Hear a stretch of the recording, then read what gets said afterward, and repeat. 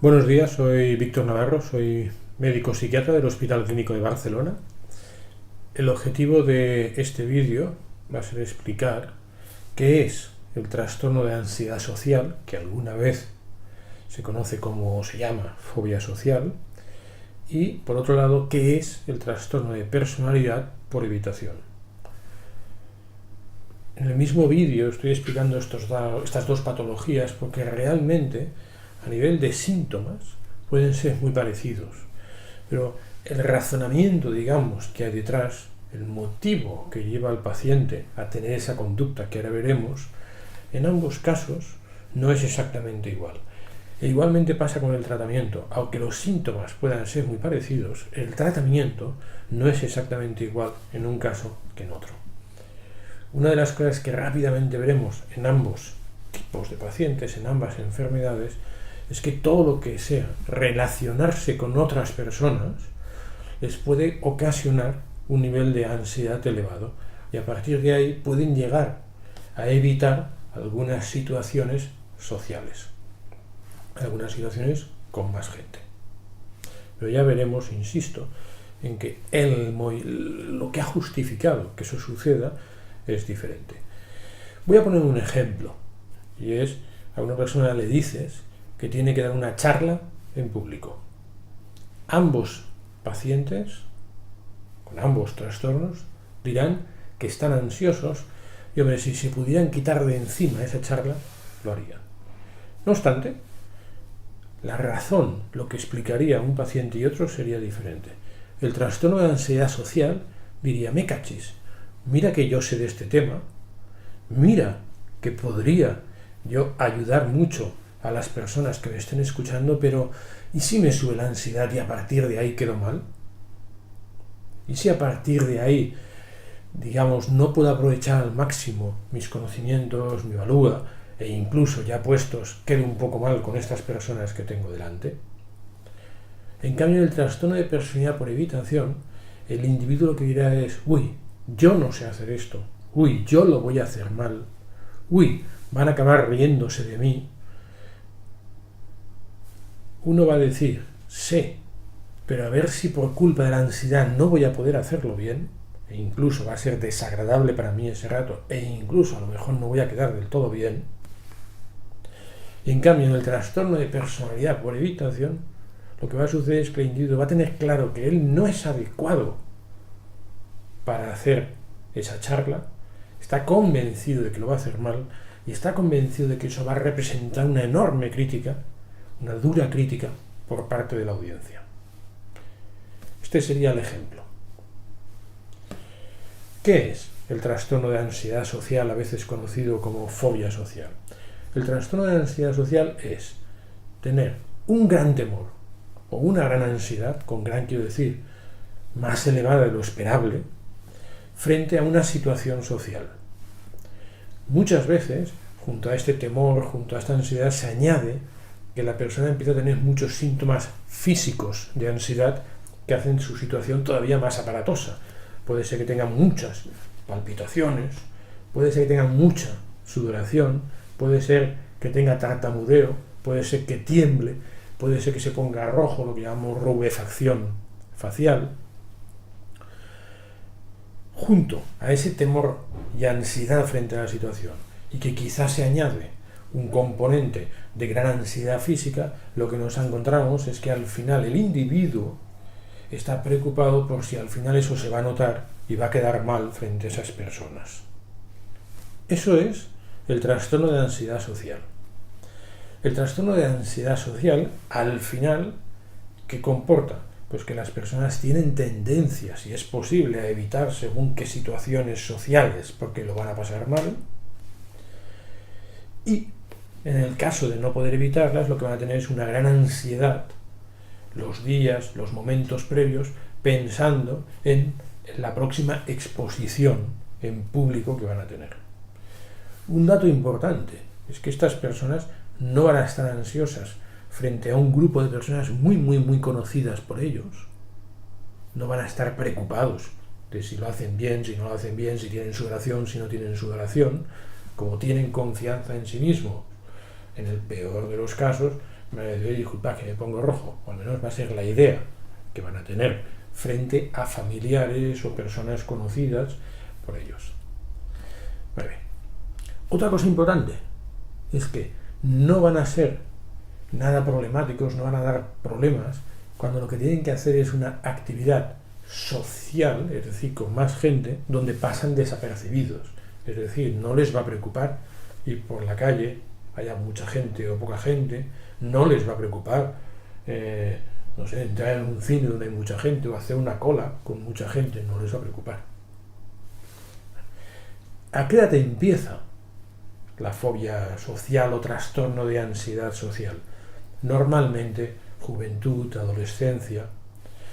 Y, no obstante, podemos encontrar algunas personas en las que el inicio de la enfermedad ha sido posteriormente, ya más en la etapa adulto o adulto joven. O sea que esto es realmente infrecuente. Y en estos casos, más bien, la enfermedad aparece a partir de un hecho socialmente muy complicado para el paciente. Es decir, si el paciente se ha encontrado en alguna situación en la que su resultado final, socialmente hablando, ha sido muy negativo o ha tenido unos síntomas muy aparatosos de ansiedad, es posible que a partir de ahí llegue a tener síntomas claros de trastorno de ansiedad social. Pero, desde luego, lo habitual es que no sea a partir de un desencadenante, sino que sea, entre comillas, de una forma natural y por tanto que pase ya desde la infancia o la adolescencia. ¿Qué es un trastorno de personalidad por evitación? Ahora veremos que es diferente claramente al trastorno de ansiedad social. En el trastorno de personalidad por evitación, el gran problema que hay es que el individuo tiene inherente a él un sentimiento, tiene la impresión, tiene la convicción, de hecho, de que es una persona inadecuada socialmente hablando, inepto socialmente hablando. Incluso puede tener la sensación o tener la desconfianza sobre sí mismo respecto a su apariencia, respecto a su funcionamiento social. Evidentemente, si uno tiene la sensación de que a nivel social es un verdadero inepto, tiene tendencia a estar ansioso solo pensar en la relación social. Y además, evidentemente, tendrá mucho miedo y bastante convencimiento de que va a haber un rechazo, una crítica, una reprobación a todo lo que él haga o diga en público. Pero hay una tercera parte importante, y es que además es súper sensible, es decir, es hiper sensible a la crítica. Es decir, el comentario negativo de otra persona hacia él le va a resultar mucho más dañino que a cualquier otra persona. Es decir, va a tener tres componentes. El clave inicial es que hay convencimiento de inadecuación social, de inhabilidad social. El segundo componente es que hay a partir de ahí unos síntomas de ansiedad frente a la exposición, frente al estar con gente, pero además con ya convencimiento de que es que lo van a hacer mal y que van a ser criticados. Criticados porque se lo merecen, podríamos decir. Y el último aspecto es que además son mucho más sensibles, les preocupa todavía mucho más que al resto de personas la crítica que puedan recibir. Evidentemente, todo eso potencia. Si recibes una crítica y ves o das por hecho que está justificada la crítica, todavía va a potenciar más tu inseguridad social, tu convencimiento de inutilidad social. ¿Cuáles son las consecuencias de todos estos sentimientos inherentes a la persona? Pues evidentemente que todo lo que sea una situación social le produzca un nivel de ansiedad muy elevado y por lo tanto que haya una lucha en la medida de lo posible por evitar esa situación social. Pero con una particularidad, y es que aquí lo de la situación social es mucho más amplio que en el trastorno de ansiedad social. Aquí la persona va a evitar no solo las situaciones seguras de relación social, sino todas aquellas situaciones en las que uno incluso pueda sentirse observado. Es decir, si una persona tiene que ir a una tienda y tiene un trastorno de personalidad por evitación, es relativamente fácil que esté más sensible a si se le mira. Si no se le mira, por si acaso, interpreta al paciente, no está gustando mi ropa, o por si acaso mi forma de caminar no es la adecuada, o si pregunto al tendero alguna cuestión, la persona con trastorno de personalidad por evitación es fácil que esté pensando, ya a los otros seguro que no les parece bien cómo hago la pregunta. Es decir, no es solo cuando tú vas a ser la estrella en un acto social, sino que en cualquier situación donde puedas tener que hablar o donde puedas ser observado, ya estás especialmente tenso. Y muy importante, como además hay convencimiento de que realmente eres inútil o poco hábil socialmente hablando, incluso en las situaciones de mucha confianza, es decir, con familia, no llegas a estar relajado, no llegas a comunicarte con tranquilidad porque hay el convencimiento de que tú lo vas a hacer mal en la comunicación social. Por supuesto, el resultado final es llevar a un extremo todo lo que sea vida social, siendo foco de atención o no siendo foco de atención, habiendo gente alrededor. La edad de inicio, en este caso, siempre es edades tempranas de la vida, porque forma parte del carácter, de la personalidad de la persona, y por tanto ya en la etapa de infancia, adolescencia, tiene que estar presente claramente el trastorno de personalidad por evitación si una persona padece esta patología. He comentado al principio del vídeo que además de que los motivos que llevan a la conducta son diferentes, el tratamiento también es diferente. Y este aspecto es clave. En el trastorno de personalidad por evitación es clave intentar reducir el autoconvencimiento que tiene la persona de su escasa habilidad social y por lo tanto las enormes posibilidades que tiene de ser criticado y, muy importante también, intentar que autocritique un poco esa hipersensibilidad que tiene a la crítica por parte de los demás. Es decir, hay varias ideas preconcebidas y totalmente erróneas que es necesario intentar revertir, intentar modificar para que el paciente pueda mejorar. Esto no lo hace nunca una pastilla. Por tanto, en este trastorno, en el trastorno de personalidad por evitación, el tratamiento psicológico es el tratamiento clave. Hay veces que podemos utilizar algún fármaco para intentar reducir un poco los niveles de angustia de la persona, porque realmente cuando el nivel de angustia es elevadísimo, hay veces que cuesta mucho que el paciente pueda implicarse. Implicarse quiere decir caer en qué errores comete y a partir de ahí intentar hacer cosas en el día a día para ir comprobando que hay otras alternativas de funcionamiento. Si ese nivel de ansiedad es muy elevado, el paciente puede llegar a tener grandes problemas para implicarse en el tratamiento psicológico, de tal manera que alguna vez en el trastorno de personalidad por evitación utilizaremos fármacos, pero siempre sabiendo que es un pequeño comodín, una pequeña almohada que ponemos para que a partir de ahí el psicólogo pueda hacer el trabajo adecuado en estos pacientes. En el trastorno de ansiedad social, o a veces llamado, fobia social, el tratamiento psicológico puede ser útil, puede ser eficaz y sobre todo puede ser eficaz a menor gravedad del trastorno. Por el contrario, a más gravedad del trastorno, es decir, que el paciente, el individuo sea consciente de que él no es un poco capacitado social, sino que lo que el paciente sabe que le pasa es que se le desborda la ansiedad, él sabe que no tiene sentido ese desborde de la ansiedad, pues este hecho de que se me desborde la ansiedad sí que puede responder claramente a fármacos. Es decir, cuando lo que hay no es una idea preconcebida de que lo voy a hacer mal, de que no voy a gustar, sino lo que hay es, me cachis, qué rabia, ahora me subirá la ansiedad, en este momento social me va a subir la ansiedad, eso sí que responde a fármacos.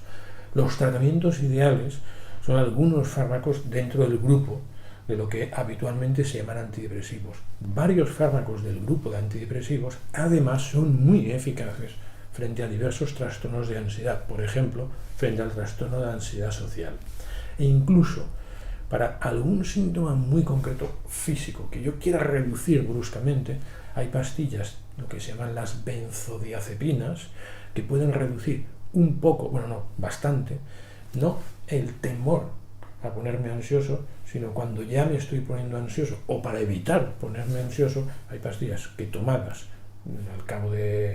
por boca al cabo de 20 minutos, media hora, como mucho, están haciendo efecto reduciendo las posibilidades y la intensidad, en caso de que aparezca, de los síntomas físicos de ansiedad, como he dicho antes, temblor, sudoración, palpitaciones, tartamudeo, e incluso para algún síntoma físico concreto, como es la sudoración, como es la rubefacción y como es el temblor de manos y como son las palpitaciones, hay algún fármaco no benzodiazepínico que también puede ser útil, en concreto el propanolol. Por tanto, en el trastorno de ansiedad social utilizaremos con mucha frecuencia y sobre todo a más gravedad de los síntomas, con más frecuencia, fármacos. Dentro de los fármacos, el tratamiento ideal es algunos fármacos del grupo de los antidepresivos que conseguirán que no haya temor, que no haya ansiedad y sobre todo que no se desborde la ansiedad. Y aún así, si en alguna ocasión queremos prevenir al máximo que se pueda desbordar, hay algunas medicaciones muy útiles para evitar el desborde de los síntomas físicos. Y estas medicaciones son fármacos del grupo de las benzodiazepinas y un fármaco no benzodiazepínico que se llama propanolol. Por último, hay que saber que alguna vez para el trastorno de ansiedad social se hace una pequeña intervención quirúrgica. Con pequeña quiero decir que es algo muy rápido y muy superficial. Esa intervención se denomina simpatectomía y consiste en cortar unas raíces nerviosas muy superficiales que son las encargadas de producir la sudoración. Por lo tanto, cuando un síntoma clave que nos interesa corregir y no lo estamos corrigiendo de otra manera es la sudoración bestia, por ejemplo, que dificulte a la persona dar la mano porque sabe que suda muchísimo en la mano y por lo tanto le avergüenza muchísimo, hay una intervención quirúrgica muy sencilla con anestesia local que se llama simpatectomía, que hay que tener en cuenta. Nunca hay que descartar esta alternativa cuando hay un problema de sudoración muy importante. La sudoración intensísima, en medicina le llamamos hiperhidrosis. Tanto para la hiperhidrosis, el tratamiento quirúrgico que se denomina simpatectomía, cabe tenerlo siempre en mente. Creo haber explicado de una forma sucinta los aspectos más relevantes sobre el trastorno de ansiedad social y sobre el trastorno de personalidad por evitación. No obstante, quien necesite más información, bien sea sobre estos temas o sobre otros temas de psiquiatría, puede consultar la página de internet www.informacionpsiquiatria.com. Muchas gracias.